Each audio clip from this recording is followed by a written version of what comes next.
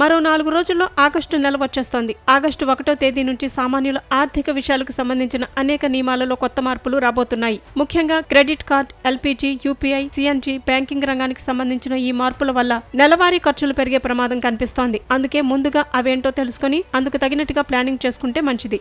August 1వ తేదీ నుంచి ఎస్బీఐ కొన్ని కో బ్రాండెడ్ కార్డులపై అందించే ఉచిత విమాన ప్రమాద బీమా పాలసీని నిలిపివేస్తోంది. ఇప్పటి వరకు ఈ కార్డులు 50 లక్షల నుండి ₹1,00,00,000 వరకు కవర్ను అందించేవి. ఇకపై అది అందుబాటులో ఉండదు. ఈ నిర్ణయం చాలా మంది కస్టమర్లను ప్రభావితం చేయవచ్చు. అలాగే ఎల్పీజీ ధరలలో మార్పులు ఉండవచ్చు. ప్రతి నెల ప్రారంభంలో వీటి ధరలను కేంద్రం సవరిస్తోంది. గత నెలలో ₹60 మేర తగ్గిన వాణిజ్య గ్యాస్ సిలిండర్ మారే ఛాన్స్ ఉంది. కాగా గృహ అవసరాలకు వాడే సిలిండర్ ధర చాలా కాలంగా మారలేదు. ఈసారి అది కాస్త తగ్గే ఛాన్స్ ఉన్నట్లు తెలుస్తోంది. అయితే దీనిపై చమురు కంపెనీలే తుది నిర్ణయం తీసుకోవాల్సి ఉంటుంది.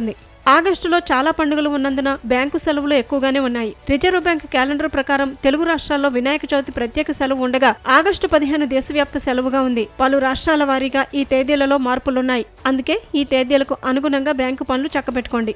ఆగస్టు 1 నుంచి Paytm, phone pay, Google pay వంటి యూపీఐ యాప్లు వాడేవారు రోజులో కేవలం 50 సార్లు మాత్రమే బ్యాంకు బ్యాలెన్స్ ను ఉచితంగా తనిఖీ చేయవచ్చు. మొబైల్ నంబర్ కు లింక్ చేయబడిన బ్యాంకు ఖాతాలను 25 సార్లు మాత్రమే తనిఖీ చేయవచ్చు. ఆటో పే వంటి సేవల లావాదేవీలు ఉదయం 10 గంటలకు ముందు, మధ్యాహ్నం 1 గంట నుంచి 5 గంటల మధ్య, రాత్రి 9:30 గంటల తరువాత 3 స్లాట్లలో ప్రాసెస్ అవుతాయి. ఫెయిల్ అయిన లావాదేవీల స్టేటస్ కూడా రోజుకు 3 సార్లు మాత్రమే చెక్ చేయవచ్చు.